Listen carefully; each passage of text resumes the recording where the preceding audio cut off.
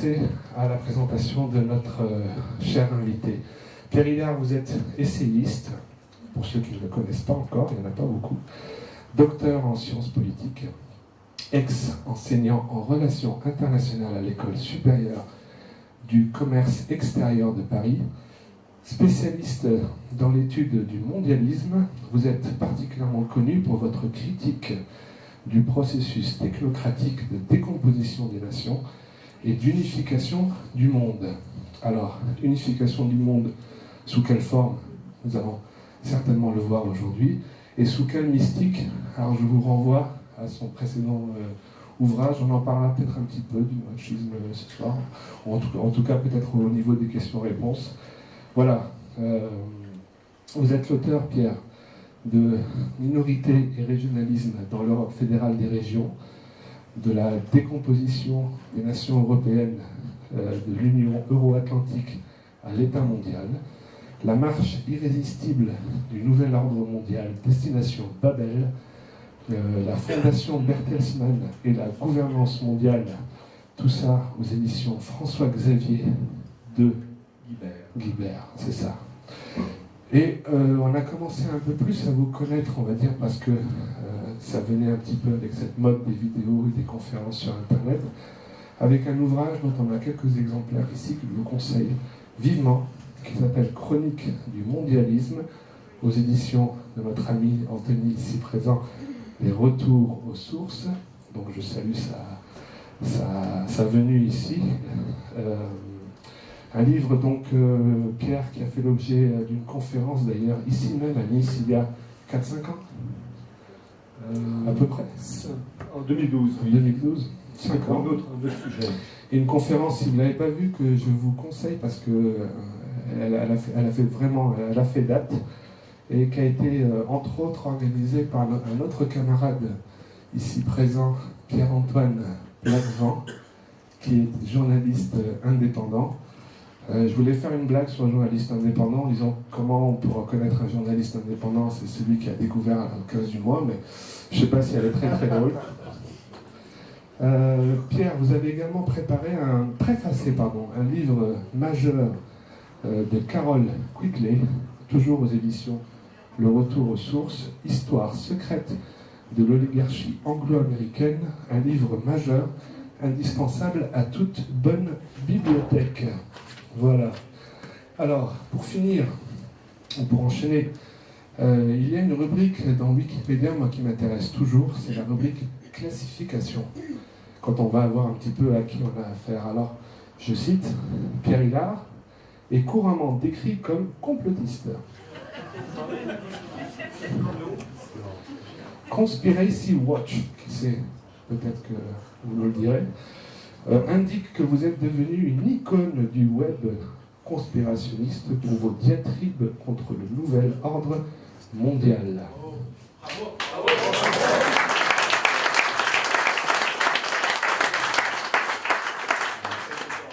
Dans les non, bien au contraire, dans les inrecuptibles, une référence majeure d'ailleurs du journalisme d'investigation, vous êtes décrit comme souverainiste, aux idées nauséabondes qui rappellent les heures les plus sombres, tout ça.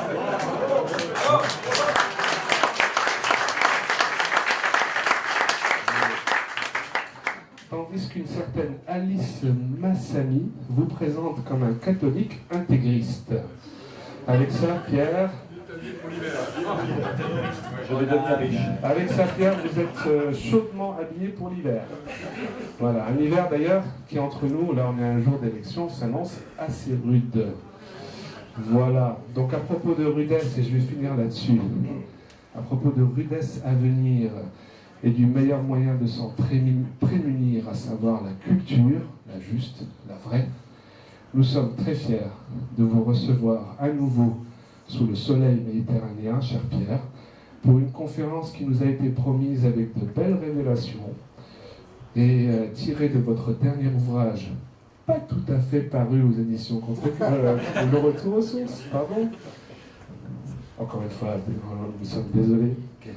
L'Atlas du mondialisme. Je le répète, je suis particulièrement fier, moi et mes camarades et moi, de vous passer la parole, professeur, pour une intervention, donc, je vous le disais, d'1h15 environ, avec un entracte de 15 minutes, puis 45 minutes, plus les questions-réponses et les dédicaces. Mesdames, Mesdemoiselles, Messieurs, veuillez accueillir chaleureusement avec moi Pierre Hillard.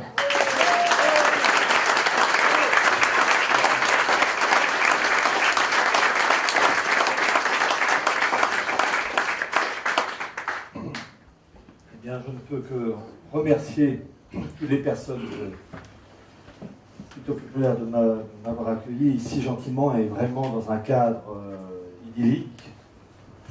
Et donc c'est avec plaisir que je viens à Nice pour la troisième fois faire une conférence sur ce livre qui va sortir dans quelques jours.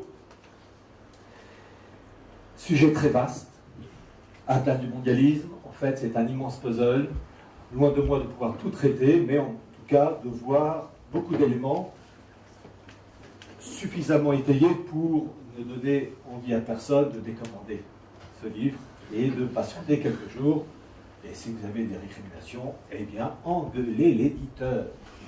Je plaisante évidemment, parce que grâce à cet éditeur et à son bras droit, ce livre sort et je les remercie vivement. Mon topo va se présenter de la manière suivante. Une présentation générale avec 4 parties, une conclusion. Première partie, ça sera tout ce qui a trait à l'aspect entités régionales, administratives qui se mettent en place. Une deuxième partie qui sera sûrement la partie la plus longue, consacrée à l'ancienne et nouvelle synagogue. Troisième partie, 2 grands héros du judaïsme avec Sarah Taisfi et Jacob Frank.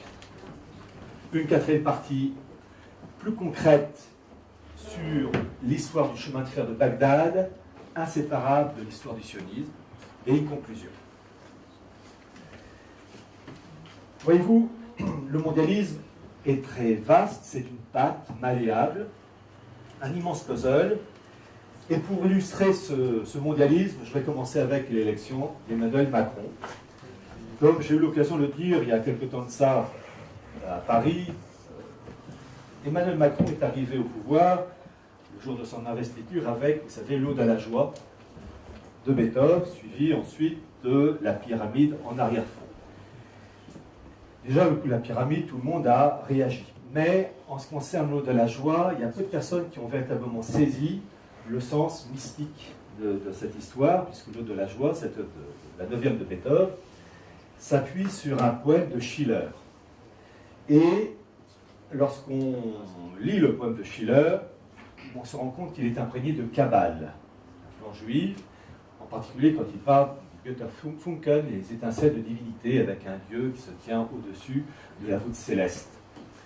Et donc cette œuvre kabbalistique, c'est ça qui a servi de musique d'entrée pour Emmanuel Macron et ensuite la pyramide en arrière-fond. Le système est vraiment remarquable, dans ce sens que vous avez au sein de l'oligarchie des groupes de pression, et en particulier une, j'ai eu l'occasion il y a des années de ça d'en parler, qui est la Fondation franco-américaine, qui a été créée en 1976 par les présidents Ford et Giscard d'Estaing, et qui recrute depuis 1981 des personnes, comme ils disent elles-mêmes, des personnes appelées à occuper des postes élevés, dans le domaine politique, économique, journalistique, militaire. Eh bien, on a eu la parfaite application des directives de la Fondation franco-américaine, puisque vous avez François Hollande, qui était ce qu'on appelle Young Leader, c'est-à-dire quelqu'un qui avait été recruté suite à un examen, si je puis dire, à un certain stade à passer, et qui était Young Leader depuis 1996, qui voit arriver au pouvoir lui succéder Emmanuel Macron, qui est lui aussi Young Leader de la promotion 2012, comme son Premier ministre, Édouard Philippe, qui lui aussi est de la même promo de 2012. Et j'ai eu l'occasion de le dire, Marine Le Pen aurait pu parler de la Fondation franco-américaine, qui est un groupe de pression, qui est vraiment contre les intérêts français, mais elle ne pouvait pas le faire, puisque lorsqu'elle s'est, si je puis dire, acoquinée à Nicolas Dupont-Aignan. Ce dernier était aussi membre des Young Leaders de 2001. Il suffit d'aller sur le site de la Fondation franco-américaine, la section américaine, qui a présenté toute la liste des noms et il n'a pas été enlevé. Il y a aussi autre chose qu'il faut saisir d'un point de vue général au sujet d'Emmanuel Macron, c'est l'influence de la société fabienne, la Fabian Society, qui est un institut anglais qui a été créé à la fin du 19e siècle, je crois que c'est 1884, et qui est ultra puissant. Car son objectif, c'est de favoriser la synthèse entre le capitalisme et le socialisme. Et Emmanuel Macron, c'est ça. Dans le cas anglais, Tony Blair était un Fabien, sous l'influence fabienne, puisqu'il avait lancé le principe de la troisième voie, cette synthèse entre le capitalisme et le socialisme. Cette société fabienne, créée à la fin du XIXe siècle, est à l'origine de la création du Parti travailliste anglais, à l'origine de la création de la London School of Economics, qui est vraiment un institut universitaire de haut de gamme. Et je vous disais que tout est lié, il y a un immense puzzle. Un des tout premiers adhérents de cette société fabienne à la fin du XIXe siècle s'appelait Sidney Webb, qui a été fait quelques temps plus tard Lord, sous le nom de Lord Pasfield. Eh bien, ce Lord Pasfield, un des tout premiers membres de cette société fabienne, on le retrouve dans les années 20, en charge de vérifier et de contrôler la migration juive en direction de Palestine, la Palestine devenue foyer avec la création d'un foyer juif en Palestine suite à la déclaration Balfour. C'est très intéressant de voir tous ces relais et tous ces liens. Tout est lié, mais il faut hiérarchiser tout cela. L'objectif du gouvernement Macron, c'est de parachever la construction européenne, en particulier avec une gouvernance de la zone euro. Là, vraiment, ils vont mettre le paquet, ça passe ou ça casse. Et on peut dire que l'ami Macron a été aidé d'une certaine manière par son prédécesseur, François Hollande, qui a fait, à sa manière, du bon travail, puisqu'il a déjà favorisé le passage de 22 à 13 régions. C'est énorme, puisque l'objectif, c'est de fracasser les États, et en particulier la France, pour l'intégrer à une Europe des régions, s'intégrant plus tard, là on ne peut pas le dire à quel rythme, à une gouvernance mondiale. Alors, cette Europe des régions, avec une France régionalisée, est-ce qu'elle va plutôt s'intégrer à un marché transatlantique ou à un marché eurasien? Après tout, Vladimir Poutine l'a proposé plusieurs fois, de créer une union entre l'Union européenne et l'Union eurasienne, de l'Atlantique au Pacifique. Petite remarque, Poutine n'invente rien. Le premier à l'avoir évoqué, c'est Gorbatchev en 1984, mais là, il ne disait pas de l'Atlantique à Vladivostok, il disait la maison commune. Simple changement d'emballage, papier d'emballage. François Hollande a fait du bon travail en faveur de la construction européenne. Au temps du gouvernement Raffarin, en 2003, il y a eu un début de révolution avec ce qu'on appelle les fonds structurels. Qu'est-ce que c'est? C'est une somme d'argent distribuée par Bruxelles aux États, qui distribuent ça ensuite aux régions plus ou moins développées économiquement. Et pour la période 2014-2020, la France reçoit environ 28 milliards d'euros. Et quand il y a de l'argent, il y a des intérêts, des ambitions et des ambitions.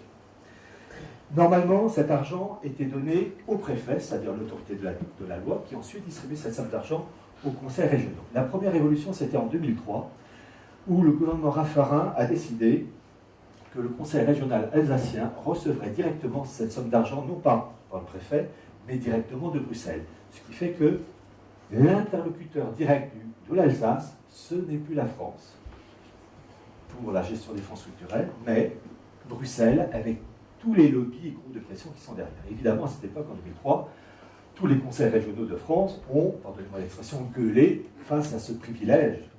Ils voulaient aussi que la chose soit étendue à l'ensemble des régions. Eh bien, en 2012, François Hollande avait promis que ce principe alsacien, ce privilège alsacien serait étendu à toutes les régions françaises. C'est chose faite. Depuis le 27 janvier 2014, depuis le 1er janvier 2014, Bruxelles est le seul interlocuteur direct avec les régions françaises, ce n'est plus le préfet. Et donc c'est une révolution puisqu'il y a la perte de la notion d'État. La région n'a plus comme interlocuteur que des lobbies représenté à Bruxelles avec une commission européenne.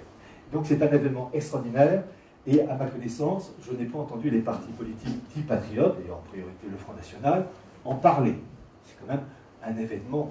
Je crois qu'il y a un journaliste, je crois que c'est Pascal Verdeau, je ne suis pas sûr de son nom, qui a parlé de cette bascule en parlant d'une révolution silencieuse. Donc un événement de première importance. L'objectif, c'est donc de favoriser une France des régions dans un cadre européen régionalisé. Et la finalité, c'est d'aboutir à une standardisation des régions françaises et des régions européennes dans un cadre européen, donc économiquement rentable selon eux. Voyez-vous, ce principe de créer des régions artificielles, les 13 régions qui ont été créées avec la réforme Hollande, ce sont des régions, pour la plupart artificielles, qui n'ont aucune racine historique, culturelle. Ce principe-là est ancien. Vous voyez, quand on s'intéresse à un fait, il faut toujours voir là où les causes. Et malheureusement, les Français sont responsables de ce malheur, qui n'a pas touché que la France, comme vous allez le voir, puisqu'à l'origine, ce principe de rationalisme est né en France avec le siècle des Lumières, XVIIIe siècle, et à l'époque, avant 1789, la France était composée de provinces, avec une diversité culturelle. Lorsque les rois de France s'adressaient aux Français, ils ne disaient pas Français, Françaises, ils disaient à mes peuples, parce qu'il y avait une diversité. C'est une époque où on ne voyait pas le monde de manière uniforme. La Révolution française va casser cela, casser les provinces, pour mettre à la place des départements. Mais, pour montrer cet esprit déraciné d'hommes hors sol, vous avez un géographe du XVIIIe siècle qui s'appelait Matthias Robert de Hessel, qui avait émis l'idée de créer une France en carré, France administrative en carré, en damier. Et la chose va être proposée en septembre 1789 par un certain Jacques-Guillaume Touret, qui présente un projet d'une France débarrassée de ses provinces historiques, avec sa diversité, entre les Corses, les Bretons, les Alsaciens, une diversité. Eh bien, tout ça s'est arasé et on met à la place une France uniformisée, en damier. Et cette chose-là va véritablement voir le jour avec cette carte de 1789, qui est une carte d'époque, une carte en damier. Donc ces cartes-là que vous allez voir, ces documents sont dans le livre. Il y en a plus de 90, là, je vais vous montrer une dizaine à peu près. Donc vous voyez cette mentalité de créer un homme uniformisé, pensant pareil, régi de la même manière. Et vous savez, lorsqu'on vous parle de l'Union européenne, avec tout doit être calibré jusqu'au concombre, eh bien, la genèse de tout ça, c'est 89, le siècle des Lumières, le rationalisme, où on veut créer un homme avec une clé dans le dos.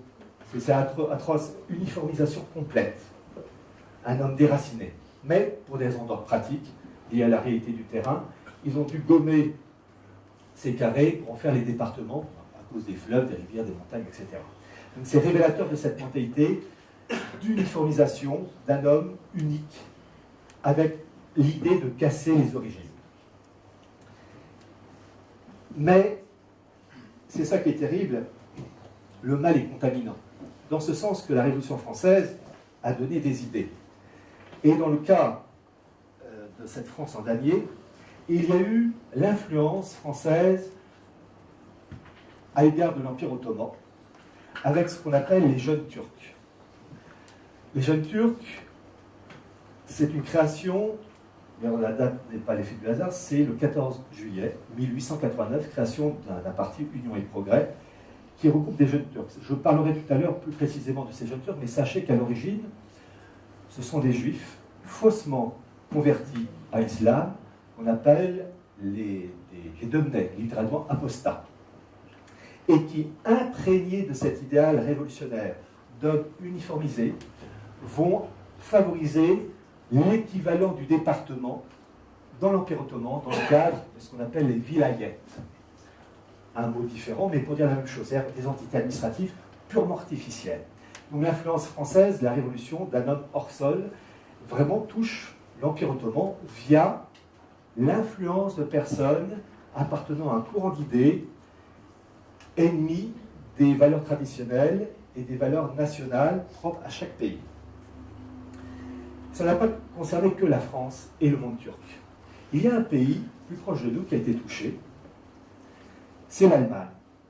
L'Allemagne a une unité territoriale récente avec Bismarck en 1870, et au lendemain de la Première Guerre mondiale, vous avez un juriste juif allemand qui s'appelait Hugo Preuss et qui, dans le cadre de la République de Weimar, va vouloir détruire les entités historiques allemandes, ce qu'on appelle les Länder, la Bavière, la Saxe, la Thuringe, le Mecklembourg, etc., pour mettre en place une Allemagne jacobine centralisée en départements. Et l'expression, ce n'est pas département pour l'Allemagne, ce sont les Gauen. Gau, G-A-U, pluriel Gauen. Mais, donc on est dans les années 1919, mais face à la résistance des particularismes historiques bavarois, saxons, etc., la chose ne va pas se faire. L'ironie et la logique aussi du système veut que celui qui va réussir à mettre en place une Allemagne en département jacobine, centralisée, détruisant les particularismes, ben c'est Adolf Hitler, en 1933, qui met en place le programme que voulait le juriste juif allemand Hugo Preuss, avec une Allemagne en Gauen, et la carte de 1943, 10 ans après l'arrivée d'Hitler, c'est ceci. Une Allemagne en Gauen, c'est la carte de la Grande Allemagne en 1943, où vous n'avez plus de Bavière, de Saxe, de Silésie, de Poméranie, de Pays de Bade, etc. C'est une Allemagne jacobine, centralisée, uniformisée. L'influence de la Révolution française, même dans l'Allemagne nazie. Et il faut dire aussi que le socialisme national d'Adolf Hitler vient directement des Lumières. Il a touché aussi le monde communiste. Lorsque vous intéressez aux faits, intéressez-vous aux causes. 1917, lorsqu'il y a eu la révolution bolchevique, Lénine a été envoyé par l'Allemagne en wagon plombé. Il est arrivé à Petrograd, l'actuel Saint-Pétersbourg.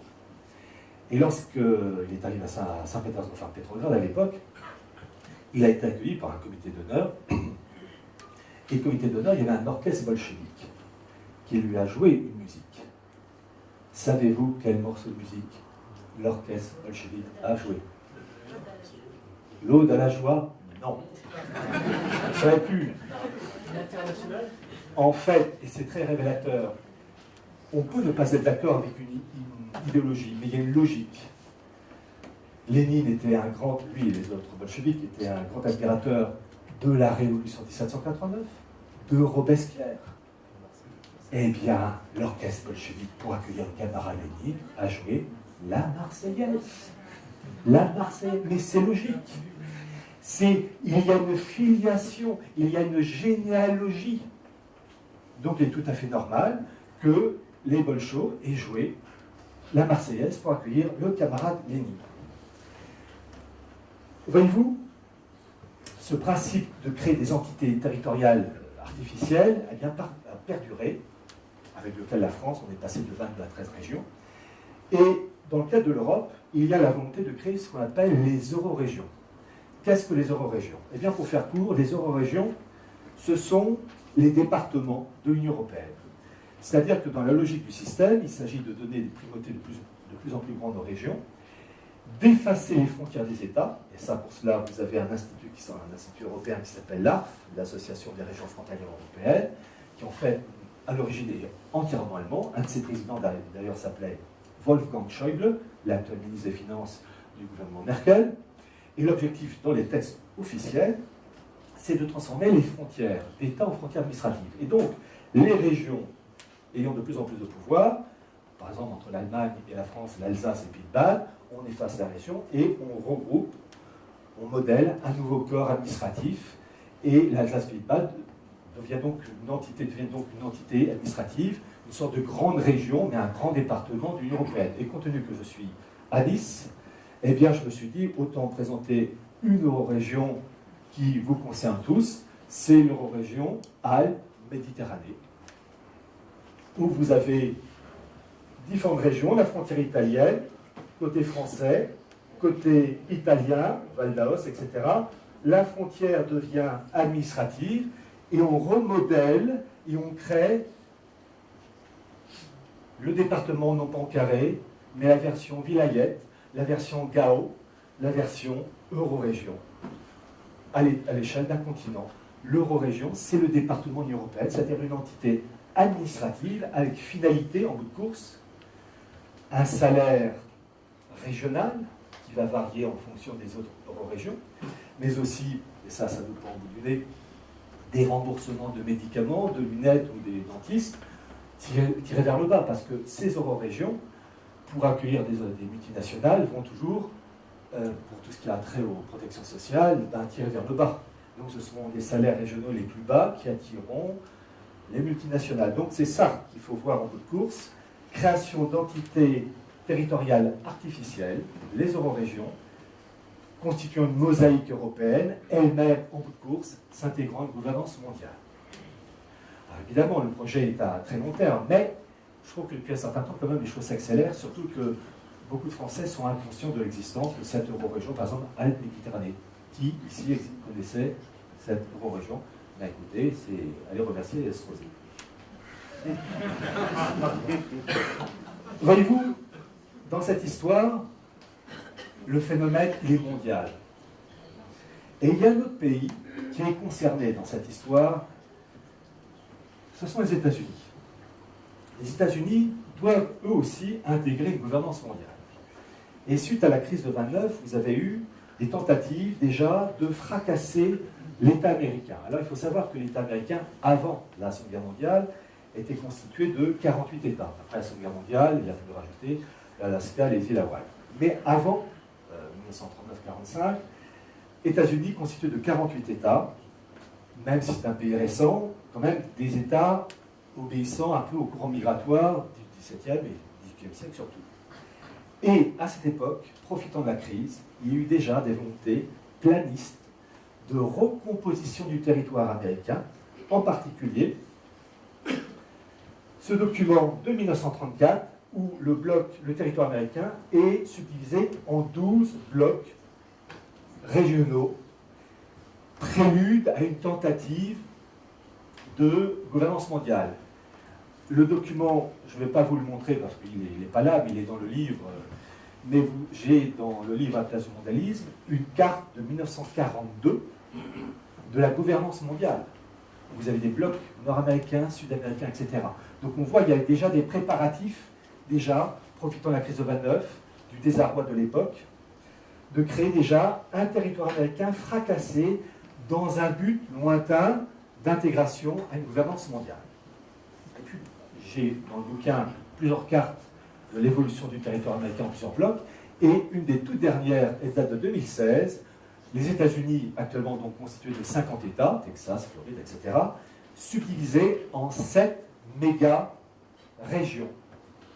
C'est sorti en 2016, des blocs régionaux qui doivent être reliés entre eux par des grands axes routiers, ferroviaires, avec des méga-cités. Donc on voit qu'il y a des projets qui se mettent en place pour peu à peu désintégrer les États. Alors certes, les choses vont plus ou moins vite selon les pays, selon les circonstances, mais ça va toujours dans le même sens. Donc, nos malheurs, il faut les voir aussi, mais il faut toujours avoir aussi une vision planétaire. Tous les pays sont concernés, tous les peuples sont concernés, et tous les peuples sont des victimes.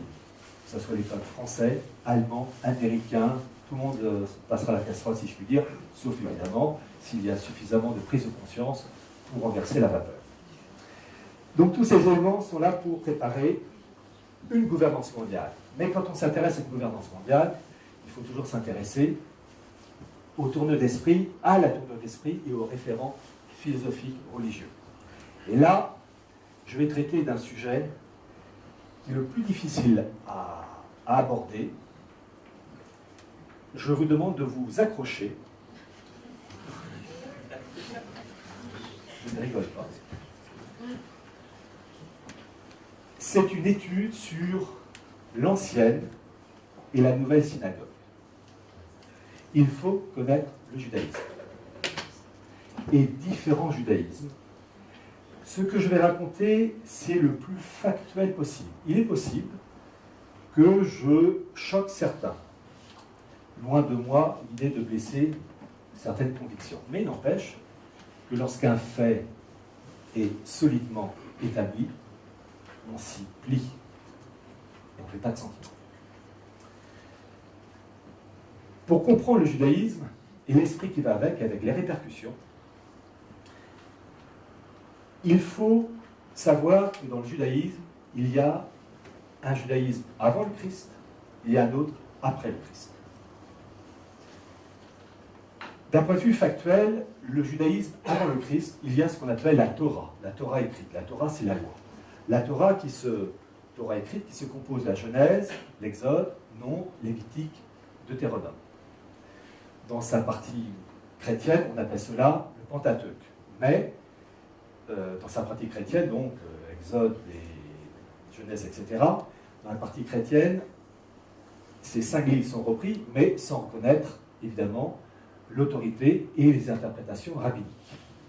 La Torah écrite se compose aussi des livres des prophètes, c'est-à-dire Josué, Isaïe, Ézéchiel, et ce qu'on appelle les hagiographes, c'est-à-dire livres des psaumes, livres d'Esther, etc.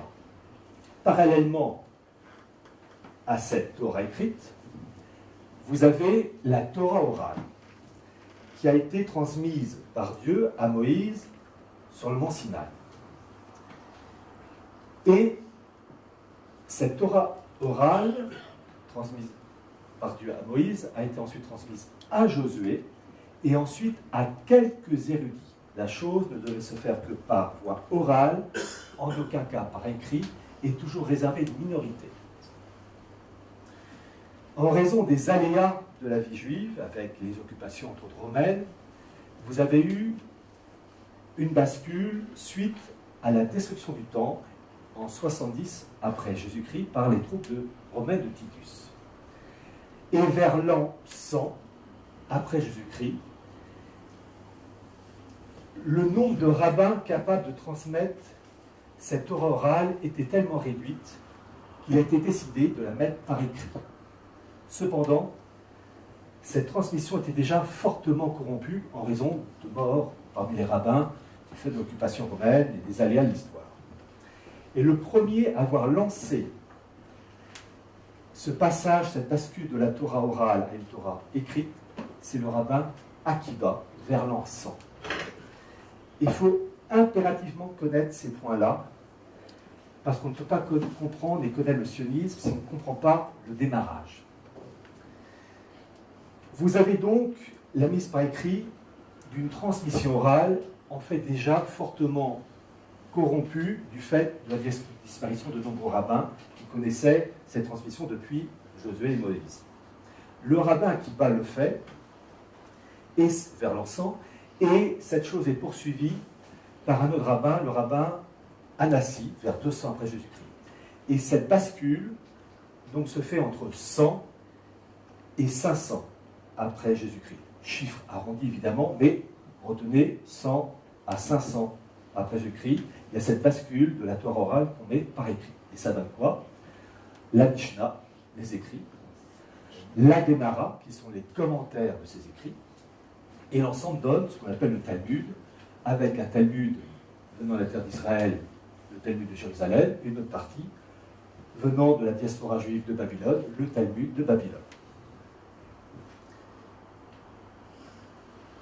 Ce nouveau judaïsme qui se met en place entre 100 et 500 après Jésus-Christ s'est construit en opposition, et uniquement en opposition au catholicisme naissant et se renforçant dans l'Empire romain, avec déjà, ne serait-ce que par exemple l'édit de Milan de 313 avec l'empereur Constantin.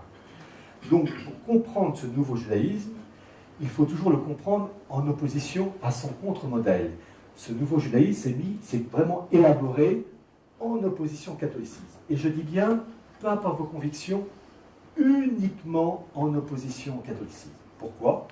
Parce que ce nouveau judaïsme qui s'est mis en place entre 100 et 500, il s'est fait à une époque où l'islam n'existait pas. Tout simplement. L'islam, 7e siècle, l'Hégire 622.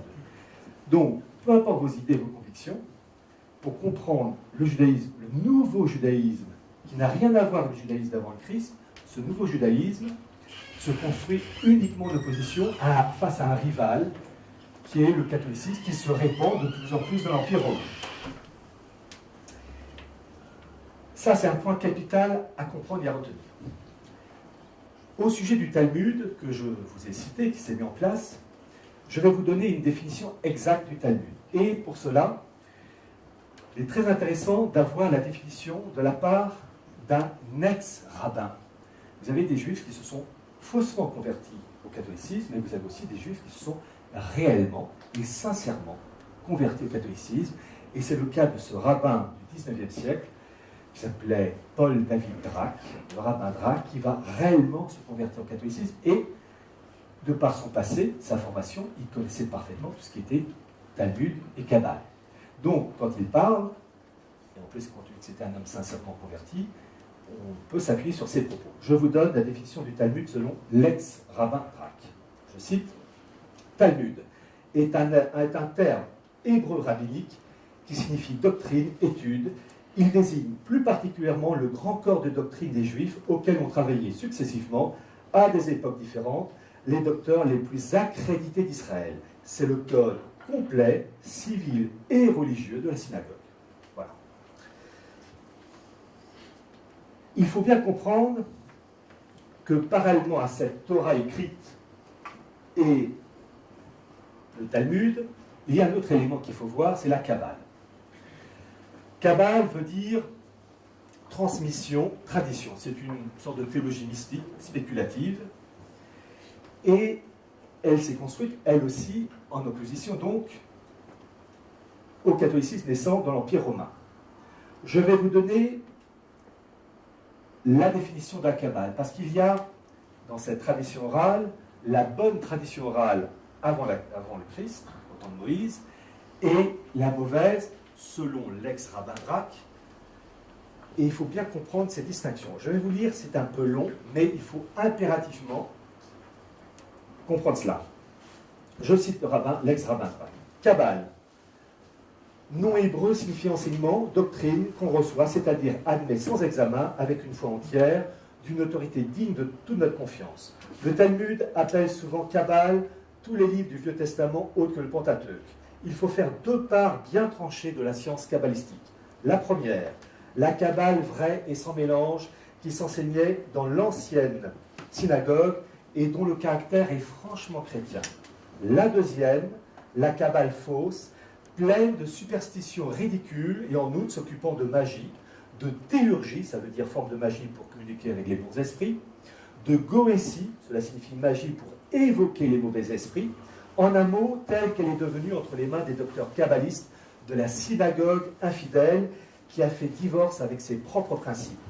Tout concourt à prouver qu'une notable partie de la tradition dont le dépôt était confié à la synagogue ancienne consistait dans les explications mystiques, allégoriques et anagogiques. Anagogique, ça veut dire notion qui désigne l'élévation de Dieu, de l'âme vers Dieu, du texte de l'Écriture. En d'autres termes, tout ce que la tradition enseignait touchant la métaphysique sacrée, le monde spirituel, le rapport de celui-ci avec le monde matériel, elle l'enseignait d'autorité ou le rattachait au texte inspiré. Cette doctrine orale, qui est la Kabbale, avait pour objet les plus sublimes vérités de la foi, telles qu'elle ramenait sans cesse au Rédempteur promis, fondement de toute l'économie de la religion ancienne. La nature de Dieu et des esprits créés, l'origine et la destination du monde inférieur, c'est-à-dire matériel, la signification mystique de tous les faits, de toutes les observances religieuses et de toutes les prophéties du Vieux Testament. Les docteurs hébreux, à leur tour, n'ont cessé de proclamer que le Messie était l'objet final de toutes les prédictions des voyants d'Israël. La Kabbale, qu'on peut appeler la philosophie des Hébreux, lorsqu'elle était encore dans toute sa pureté, avait cela de particulier qu'elle donnait ces notions sublimes auxquelles n'ont jamais pu arriver les plus profonds génies parmi les philosophes païens privés du secours de la révélation. Les docteurs de la synagogue enseignent d'une commune voix que le sens caché de l'écriture fut révélé sur le Sinaï à Moïse, qui initia à cette connaissance Josué, c'est ce que je vous ai raconté, et ses autres disciples intimes, que cet enseignement occulte se transmettait ensuite oralement de génération en génération, sans qu'il fût permis de le mettre par écrit. Et la bascule va se faire vers l'encens avec le rabbin Akiba. Comment peut-on expliquer la disparition de cette bonne Kabbale? Une autre citation, il y en a plusieurs, mais il faut être rigoureux sur un sujet aussi délicat qui nécessite une connaissance pour comprendre la situation actuelle. discussion de café de commerce, c'est pas possible. Je cite toujours l'ex-rabbin Gracq. Nous, donc, pour expliquer la disparition de cette bonne cabale donnée par Dieu à Moïse et ensuite à Josué, nous y ajouterons une autre considération. Vers les derniers temps de l'existence de Jérusalem, le culte des Juifs tourna rapidement au pharisaïsme, qui envahit presque tout le terrain de la synagogue. Les présomptueux pharisiens étouffèrent la pure loi de Dieu sur leurs arguties et leurs vaines subtilités, d'où résultait cette foule d'observances minutieuses que nous retrouvons dans les pratiques superstitieuses de la synagogue actuelle, à partir du rabbin Akiba. Le cœur se desséchait et devenait étranger au culte, qui bientôt ne consistait plus que dans l'accomplissement d'actes extérieurs et matériels. Dans cet état de choses, toute l'attention des docteurs se portait sur la théologie talmudique qui existait à l'état d'enseignement oral. Non seulement on négligeait la théologie spéculative, mystique, mais en raison de sa tendance chrétienne, dont on ne tarda pas à s'apercevoir, elle tomba dans le discrédit quand les pharisiens commencèrent à s'opposer à la doctrine prêchée par notre Seigneur et par les apôtres. Mais déjà alors, la Kabbale avait subi le sort de l'autre tradition. Elle était devenue ce que le Talmud appelle vinaigre, fils du vin. Bien comprendre cette bascule, capitale à comprendre pour ensuite comprendre la suite. Je vais vous faire une autre citation beaucoup plus courte, parce que là, je vous ai donné les citations d'un ex-rabbin, qui donc connaissait le sujet, qui s'est réellement converti. Mais quand on s'intéresse à quelque chose, il faut toujours voir les avis opposés. Procureur, avocat. Donc maintenant, je vais vous donner la vision d'un Kabbale vue du côté juif, et donnée en particulier par le grand spécialiste du judaïsme, qui était un juif allemand, ensuite devenu donc citoyen israélien, qui s'appelait Gershom Scholem, et qui est la grande référence. La citation est assez courte, mais elle vaut son pesant d'or de la part de Gershom Scholem. Qu'est-ce que la mystique juive? Car maintenant, la question est la suivante. Qu'est-ce qui doit être considéré comme le caractère général de la mystique dans le cadre de la tradition juive? La Kabbale, il faut le rappeler, n'est pas le nom d'un certain dogme ou d'un système, mais plutôt le terme général appliqué à tout mouvement religieux. Ce mouvement, avec quelques-unes de ses étapes et de ses tendances que nous aurons à connaître, a continué depuis les temps talmudiques jusqu'à nos jours. Son développement a été ininterrompu, bien que nullement uniforme, et souvent dramatique. Il part du rabbin Akiba. Là, ça va dans le même sens. Et il va jusqu'au tardif rabbin Abraham Isaac Kook, qui est mort en 1935 et qui, lui, défendait, en plus de la Kabbale, le sionisme religieux. Donc, ce que j'ai essayé de vous faire comprendre, que peu à peu, il y a un puzzle qu'il faut se mettre bien dans le crâne. Donc, il va jusqu'au tardif rabbin Abraham Isaac Kook, chef religieux de la communauté juive en Palestine, et magnifique visage du mystique juif. L'importance du rabbin Akiba, qui donc vers l'an 100 met en place un nouveau judaïsme par écrit. Pour comprendre la situation actuelle, dans le monde ou au Proche-Orient, on a d'une certaine manière dans ces événements vers l'an 100 un peu tout le résumé. Vers l'an 100, le rabbin Akiba donc se met à l'œuvre, lui et ses collaborateurs, et il se passe un événement. Vous avez un juif qui s'appelait Shimon Bar Kokhba, qui se prétend être le Messie, veut reconstruire le temple et foutre à la porte les Romains. Et il a le soutien du rabbin Akiba. Et cette révolte juive a lieu entre 132 et 135 après Jésus-Christ. Elle est violente, puisque Shimon Bar Kokhba anéantit toute une légion romaine. Petite remarque, l'État d'Israël a fait un timbre de Shimon Bar Kokhba en 1961. Très intéressant, avec ce Shimon Bar Kokhba, nous avons le début, la première fois, où un juif se prétend être le Messie, et avec tout le CV qui va avec, Messie, reconstruction du temple, et affirmation de l'État d'Israël avec les Romains qui dégagent. Il a le soutien du rabbin Akiba, d'une fraction d'une élite juive qui soutient ce projet messianique et de reconstruction du temple. Face à cette révolte juive, l'empereur romain de l'époque, l'empereur Hadrien, mobilise entre un tiers et la moitié de l'armée romaine, guerre à mort contre Shimon Bar Kokhba. Lui et ses hommes s'étaient retranchés dans la forteresse du Bétar et sont massacrés. Chose très intéressante, lorsque ce Shimon Bar Kokhba affirmait sa messianité et sa volonté de reconstruire le temple avec expulsion des Romains, vous avez, retenez ceci parce que c'est très moderne, c'est le démarrage en fait, deux factions juives qui s'opposent. Une qui dit on soutient Shimon Bar Kokhba qui se prétend le Messie, qui veut construire le temple et affirmer la gloire d'Israël.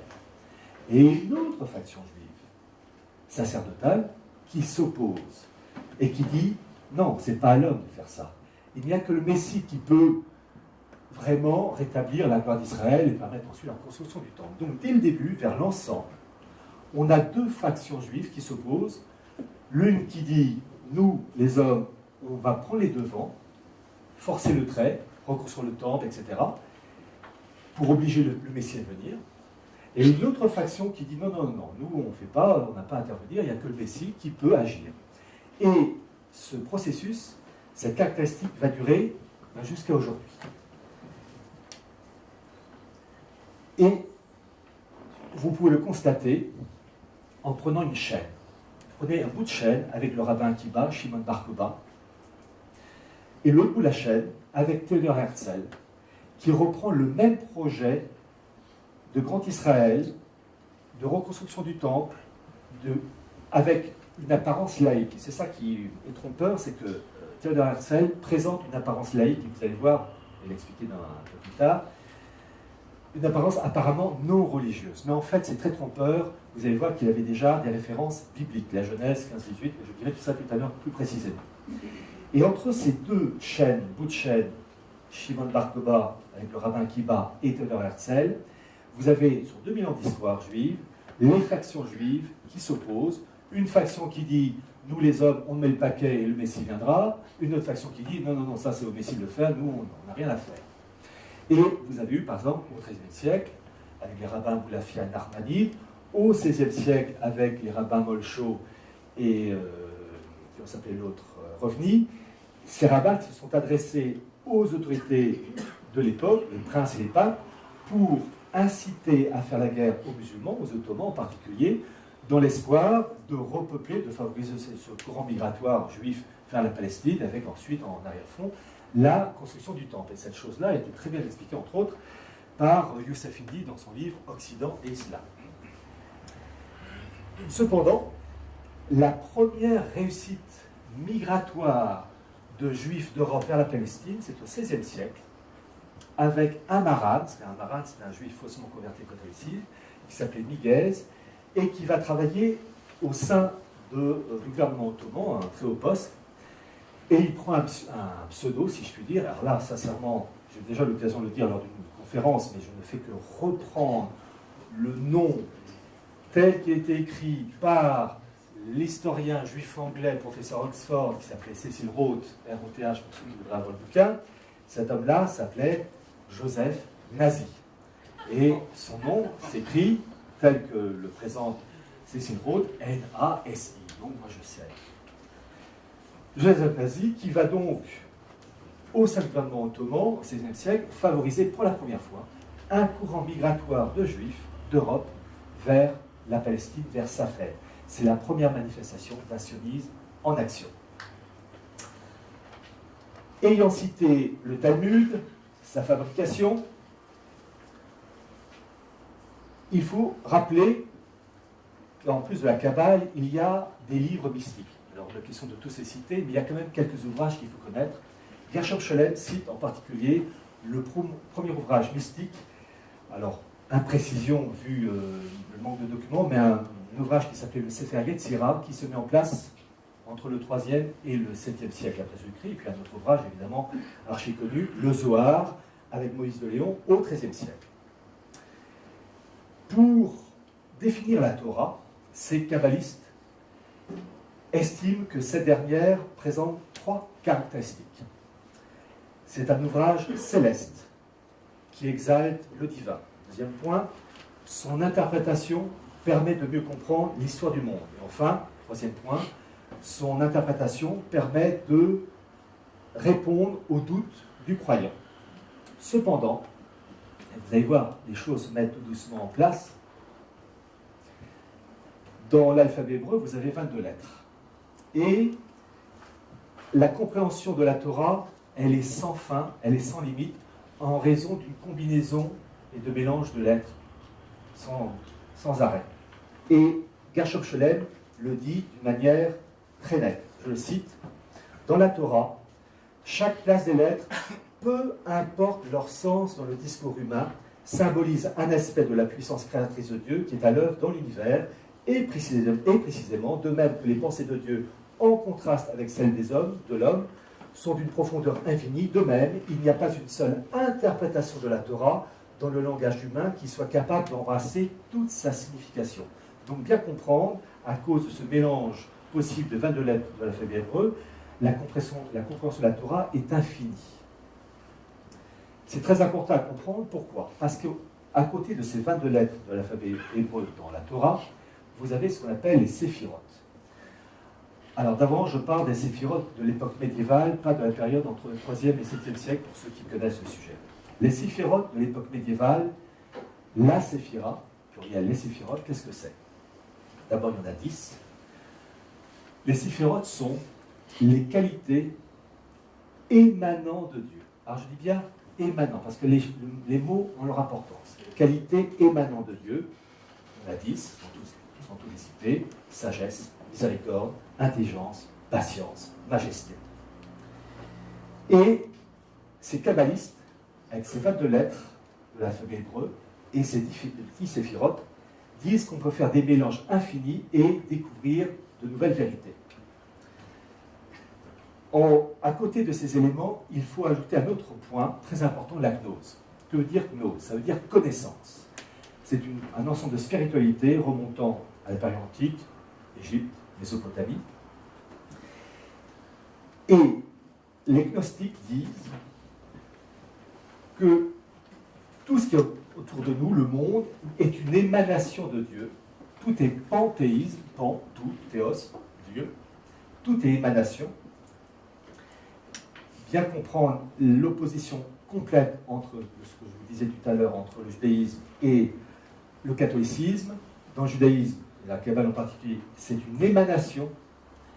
Dans le catholicisme, c'est la création ex nihilo, à partir de rien.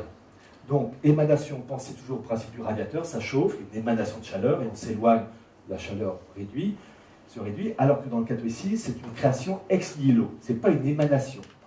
Dieu, toujours dans le catholicisme, dit qu'on crée à partir de rien. Pourquoi c'est très important? Parce que dans la gnose, il y a cette volonté, l'homme étant une émanation du divin, il y a une part de divin en lui, il peut remonter à la source via des étapes et des initiations et remonter à la source de ce fameux Dieu caché à condition de contourner le Dieu mauvais qui bloque et qui freine l'accession à ce Dieu bon, ce Dieu mauvais qui le démurge. Qu'est-ce que le démurge? C'est donc un Dieu mauvais, c'est lui qui gère, façonne les choses matérielles et tout ce qui a trait au négatif. Vous le connaissez, ce démurge, issu de la gnose de la Kabbale. Au XVIIIe siècle, Révolution française, on vous parle du grand architecte de l'univers. Là, c'est le démurge. Ce démurge de la Révolution française est directement issu de la Kabbale. C'est lui qui, je crois que c'est ce que disait Voltaire, le grand horloger de l'univers, celui qui règle l'univers. Mais c'est absolument pas catholique comme expression, puisque c'est tout à fait juste dans le domaine de la gnose, de la Kabbale, mais dans le domaine catholique, le vrai Dieu, c'est celui qui crée à partir de rien. Donc on voit tout de suite dans la Révolution française cette marque de la Kabbale, le grand architecte de l'univers, c'est celui qui gère comme un horloger. C'est directement issu de l'esprit du démurge, du Dieu mauvais, je vous le rappelle, qu'on retrouve aussi dans les hérésies cathares et albigeoises avec le Dieu bon et le Dieu mauvais. Il est vrai aussi que vous avez une forte présence juive dans le sud de la France. Ceci explique cela. Pour bien comprendre ce judaïsme propre aux juifs, il faut comprendre aussi ce judaïsme pour les non-juifs, ce qu'ils appellent les gentils. Et je vais vous citer les propos d'un rabbin, le rabbin Benamosek, un juif italien du XIXe siècle, qui définit, résume la politique d'Israël à l'échelle planétaire, mais aussi à l'égard des non-juifs. Je le cite. Donc, il s'agit d'accorder à l'Israël cette place particulière, le complément religieux nécessaire à la constitution de la grande famille humaine. Et dans ce monde des nations qui constituent une grande famille, Israël apparaît comme le cœur de l'humanité, avec une fonction toute particulière et la glorieuse mission de travailler à l'unité future du genre humain. Mais pour la démonstration que nous poursuivons en ce moment, il suffira d'établir que le judaïsme possède non seulement un culte et une morale qui embrassent toute l'humanité, mais encore une politique universelle. Vous voyez, j'essaie peu à peu de poser les jalons pour vous montrer les structures profondes qui expliquent le mondialisme. Le rabbin Benamosek dit qu'il faut donc une politique, pour le judaïsme, une politique universelle. L'affinité, c'est quoi? Faire du peuple juif, le peuple prêtre, intermédiaire unique entre le Dieu un, monothéiste, et le reste de l'humanité non juive, encadré par les lois noachides et placé comme simple fidèle ou prosélyte de la porte, au seuil d'un temple rénové, le tout dans le cadre d'un Messie des Juifs, universellement reconnu. C'est ça, la finalité du mondialisme. Précepte à l'opposé du précepte catholique, dans ce sens que dans le judaïsme, le peuple juif est le peuple prêtre. Ce principe de l'intermédiaire entre le Dieu un et le reste de l'humanité non juive est différent dans le domaine catholique, puisque si on est catholique, le Christ c'est le Fils de Dieu incarné, et ce principe de l'intermédiaire a été institué dans le domaine spirituel et politique. Spirituel, le prêtre et le transparent du Christ. C'est lui qui pardonne les péchés et qui dit la messe. Le roi de France, de Clovis à Louis XVI, est le lieutenant du Christ. Et le pape, vicaire du Christ. Eh bien, cet intermédiaire, catholique, ordonné dans le cas du prêtre, sacré à Reims, l'importance du sacre, dans le cas du roi de France, doit être substitué au profit d'une autre spiritualité, d'un autre intermédiaire, qui est le peuple juif, peuple prêtre, intermédiaire unique, etc., etc. Ce messianisme juif, aboutissant à la rédemption, doit passer par des catastrophes. Et ces fameuses souffrances de l'enfantement. Et pour cela, il faut comprendre un point particulier avec une citation de Benamosek qui est un véritable programme. Alors, je tiens à vous dire une chose, c'est que ce noachisme, qui a été donc instauré dans le Talmud, ce noachisme se repose sur 7 lois. La première, c'est d'avoir des magistrats chargés de vérifier la bonne application des lois. Les mauvaises langues disent des commissaires politiques. Et sinon, 6 autres lois qui condamnent l'inceste, l'homicide, le polythéisme, le vol, etc. Mais, pour comprendre ce noachisme, il faut se référer aux propos de Benamosek, et ce que je vais dire va choquer certains, et je vous demande de comprendre qu'il n'y a de ma part aucune volonté de blesser les convictions de certaines personnes.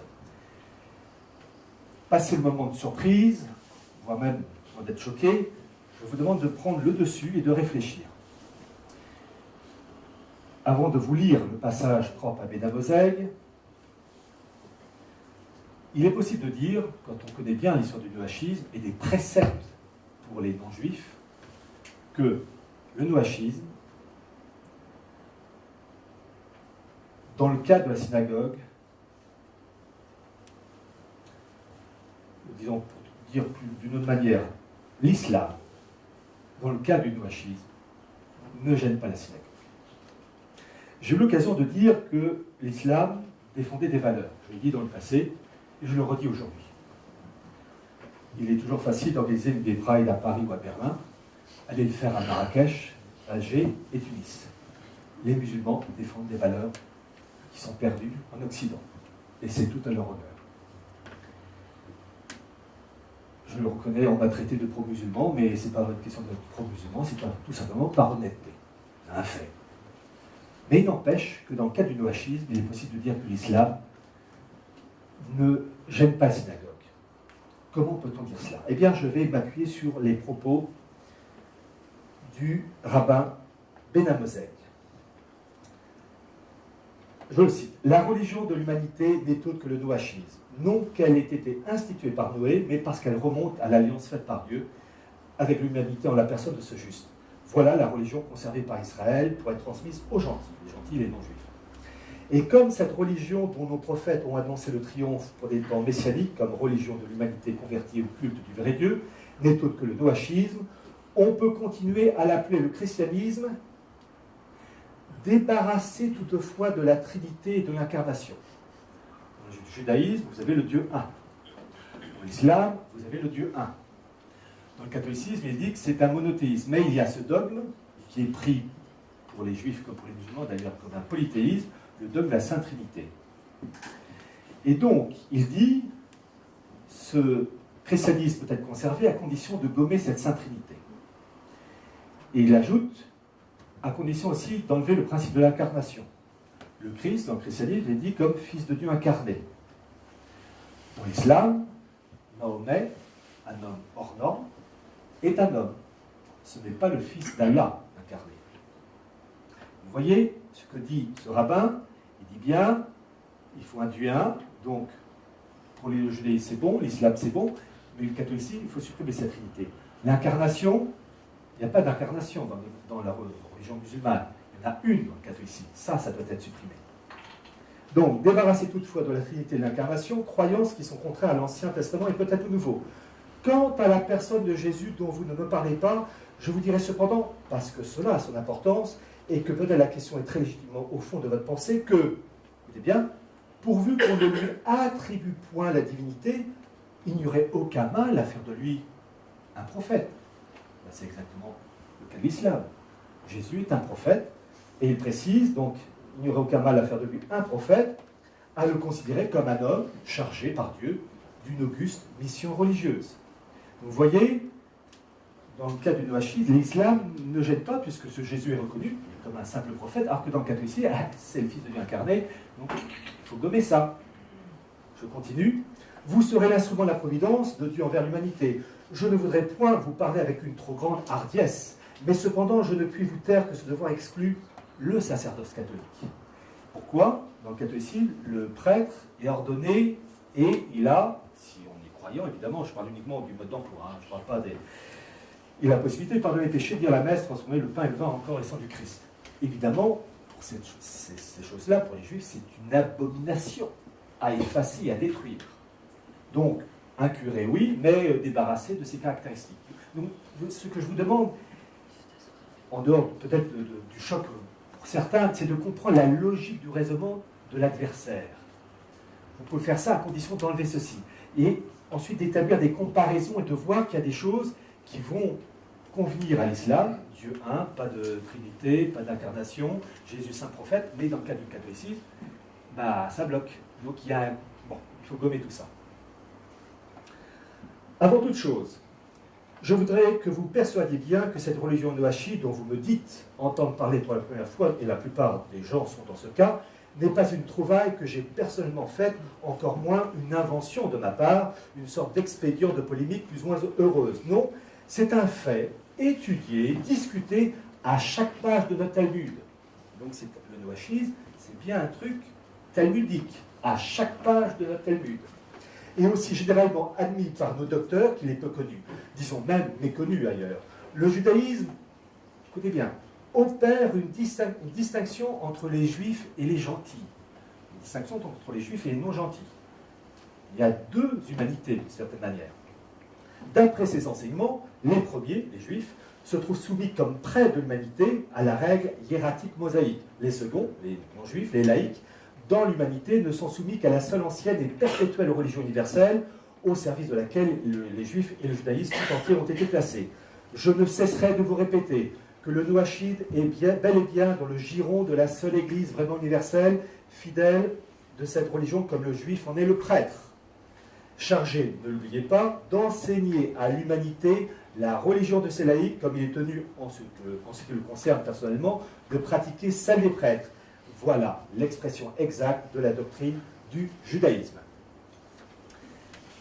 Ce judaïsme, avec cette Kabbale, il faut la connaître, et sans rentrer dans les détails, il faut connaître les grandes structures. Cette Kabbale, selon Gershom Scholem, se subdivise en 6 périodes. Première période, ce qu'il appelle la mystique de l'ère du premier millénaire, l'ère chrétienne, avec ce qu'il appelle le maître du char divin. La deuxième période, alors ce sont des périodes, des zones, hein, avec des zones intermédiaires, ascétisme ashkénaze allemand de 1150 à environ 1300. La troisième période, la Kabbale espagnole de 1200 environ à 1492. Ah, il y a une date très importante. Quatrième période de la Kabbale dite tardive de 1492, enfin 1500, à 1650. La cinquième période, la Kabbale et le mouvement sabbatéen, de 1665 à 1800. Sixième et dernière période, le hassidisme d'Europe centrale, à partir environ de 1750. Je vais voir que 2 périodes, la Kabbale dite tardive, et la deuxième, la Kabbale avec le mouvement sabbatéen de 1665 à 1800. Je vous ai donné une date, la date de 1492. Qu'est-ce que c'est? C'est le décret de l'Alhambra, avec l'expulsion des Juifs d'Espagne. C'est un événement capital dans l'histoire juive, comme pour les non-juifs. Les Juifs de cette époque n'ont pas vu le coup venir. Ils ne s'attendaient pas à ces coups de massue où ils ont été flanqués à la porte de la péninsule ibérique. Et il faut comprendre cela parce que c'est des répercussions absolument colossales. En effet, passé ce coup de massue, les Juifs ont voulu comprendre pourquoi ce malheur s'était abattu sur eux. Et vous avez une équipe de rabbins en Palestine, à Safed, avec à sa tête un rabbin qui s'appelait le rabbin Isaac Luria, appelé aussi le lion sacré, qui va reformater une autre forme de Kabbale, et on comprend beaucoup mieux la situation actuelle quand on connaît d'abord la Kabbale lurianique et ses conséquences pour les Juifs et les non-Juifs. Alors, il y a une chose qu'il faut retenir. Lorsqu'il y eut le fameux décret de l'Alhambra en 1492, les Juifs ont été expulsés. C'était le début de l'exil. Au même titre, lorsque il y a eu la défaite des Juifs avec le Shimon Bar Kokhba entre 132 et 135, les Juifs ont été exilés, d'autant plus que les Romains ont expulsé les Juifs de Jérusalem et la terre d'Israël. Jérusalem est devenue Aelia Capitolina. Enfin bref, vraiment, c'était le début de l'exil, et un nouvel exil en 1492, suite à l'expulsion d'Espagne. Le mot exil du peuple juif est très important. Retenez ce mot exil. Parce qu'à un moment donné, il va falloir l'associer à un autre élément grâce au rabbin Luria. En fait, Luria et son équipe, ils vont associer l'exil du peuple juif à l'exil du Dieu, en liaison avec ce qu'ils appellent le Gilgoul. Qu'est-ce que le Gilgoul? C'est la métempsychose, c'est la migration des âmes.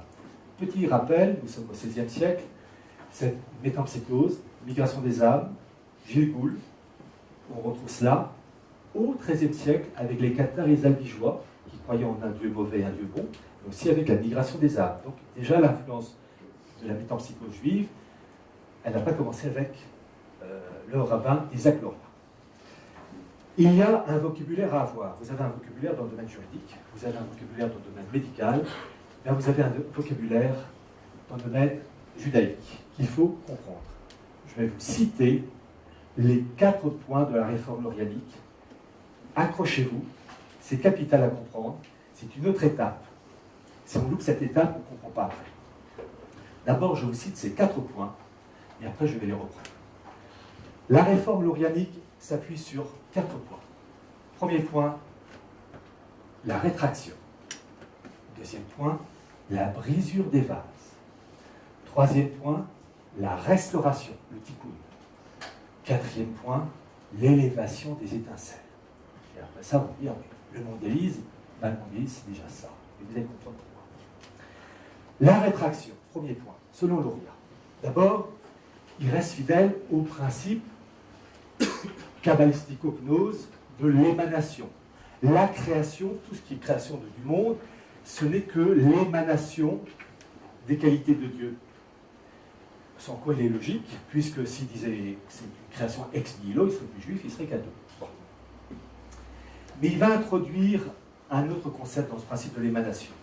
Il va dire, en fait, une sorte de respiration, d'inspiration et d'expiration. Il va dire que la création de l'univers se fait avec les qualités de Dieu qui émanent de lui, qui permettent la création du monde.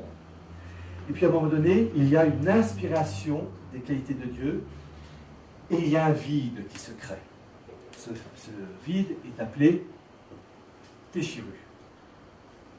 Et cette respiration du monde, où les qualités émanent de Dieu et se rétractent, explique la création du monde. Toujours selon le rabbin Isaac Luria. Bien comprendre que tout a commencé avec la nouvelle réforme judaïque, avec le rabbin Akiba et Shimon bar Kokhba. Pourquoi? Parce que le rabbin Luria dit que ce processus de balancier, qu'on peut comparer au principe de la mer haute et de la mer basse. L'exemple est mal choisi. On est à Nice avec la Méditerranée, mais pensez que vous êtes au point l'Atlantique. Forte marée, 110, 115, marée haute, marée basse. La marée descend, marée basse, il y a un vide. Oui, mais le sable est humide. C'est la reste d'humidité de la mer quand elle était présente. Et bien là, c'est pareil. Dans ce principe de respiration du divin, quand il y a une rétraction de Dieu, il y a un reste divin dans ce vide. Comme un peu d'huile au fond d'une bouteille qui a été vidée. Il appelle cela le rochinu. Rochinu, pour bref, peu importe le nom. Mais ce principe remonte directement au principe de la gnose en 125 après Jésus-Christ, donc en pleine période du rabbin Akiba de Shimon bar Kokhba avec le gnostique Basilide. C'est très intéressant de voir que, en fait, Isaac Luria n'invente rien, il reformate. Ça, c'est la rétraction. Deuxième point, la brisure des vases.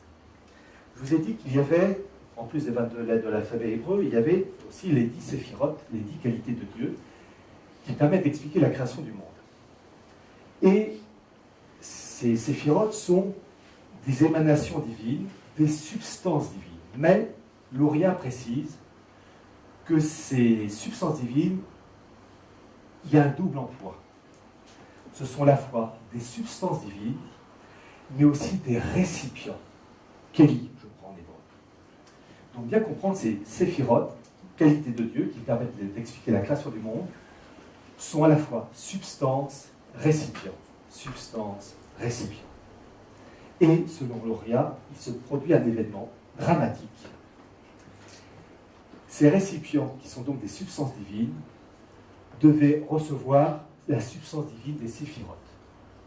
Et en fait, elles éclatent. Les récipients éclatent. Ce qui fait, toujours selon Luria, une partie de cette substance divine revient vers Dieu, mais une autre partie de ces substances divines et ce récipient divin se répand comme un vase brisé dans les forces du mal. La kélipote, les kélipotes. La kélipa, c'est la cosse, la coquille. Ce sont les forces négatives, tout ce qui est contraire à l'idéal rabbinique. Donc, bien comprendre, brisure des vases, une partie revient au Créateur, une autre partie de ces substances divines, qui sont parfaites, de ces étincelles, de ces Götterfunken, qu'aurait dit Schiller, étincelles divines, se répandent dans le mal, tout ce qui est contraire. Donc, une partie de Dieu, comme du sucre balancé sur le sol, se répand sur le sol. Écoutez bien ceci. Isaac Luria dit: nous avons l'exil du peuple juif depuis bar Kokhba, accentué avec l'expulsion du décret d'Alembert en 1492.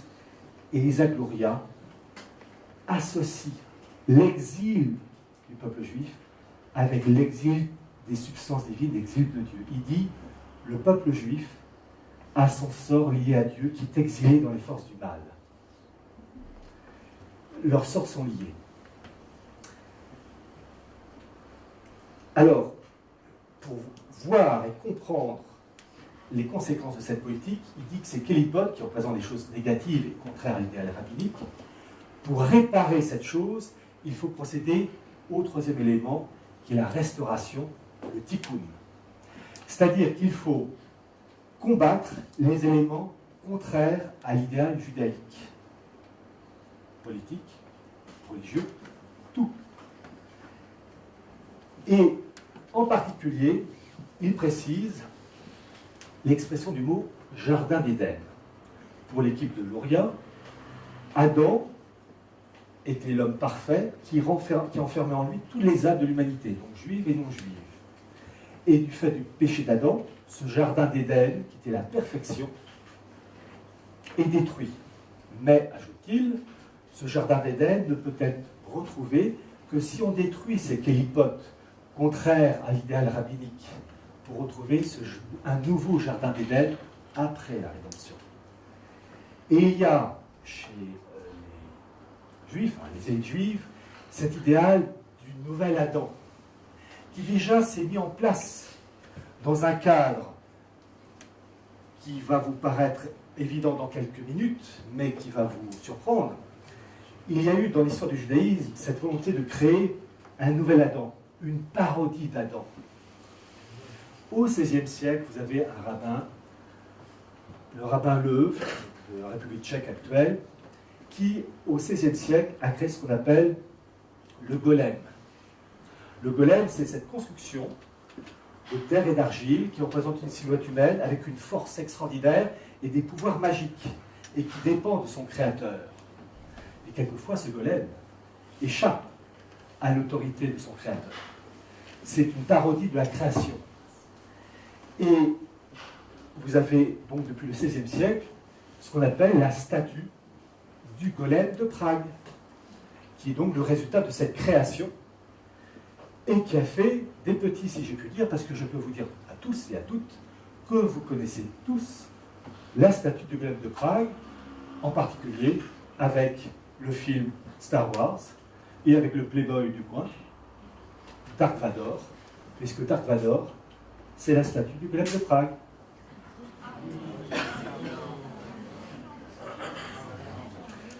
Et en fait, la chose dans le film a été légèrement retravaillée, mais il y a un air de famille, et c'est ce que j'essaie de comprendre sur un sujet très délicat, complexe, dans une chaleur moite.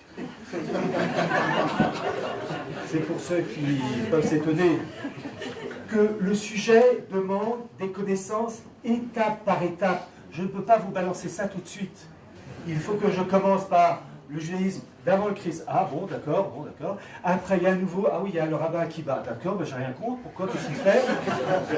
Et les rivalités internes entre la faction qui dit, moi, je veux mettre le paquet, puis le Messie viendra après. L'autre qui dit, qu'est-ce que tu racontes? Nous, on n'a pas à intervenir.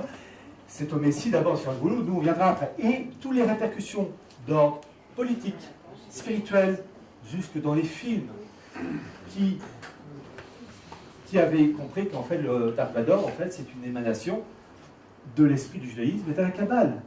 Une chose archi, j'allais dire commune, mais en fait, bon. Rappelez-vous, j'ai eu l'occasion, peut-être, certains s'en souviennent, de parler du fameux 007.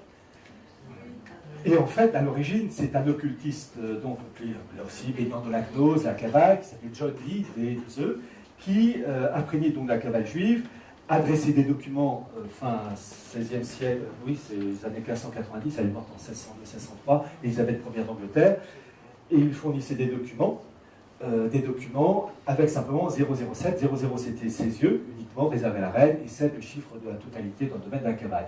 Donc c'est très intéressant de voir comme cet esprit s'insinue dans le domaine politique, dans le domaine spirituel, dans le domaine d'un film, dans le domaine de la sculpture, dans un poème de Schiller qui se retrouve dans l'Aude à la joie, et vous avez Macron qui arrive, et qui, à mon avis, devait être à 100 lieues d'imaginer que l'Aude à la joie s'inspire du poème de Schiller, qui lui-même s'inspire d'un Kabbale. C'est ce que j'essaie de faire comprendre, c'est ce long travail étalé sur des siècles. Et vous allez voir à un moment donné, on va faire une pause d'ailleurs, que lorsque je parle du rabbin Akiba et des factions qui s'opposent, on comprend beaucoup mieux la poétique de Théodore Herzl, mais dans 10 minutes, on continue. Merci.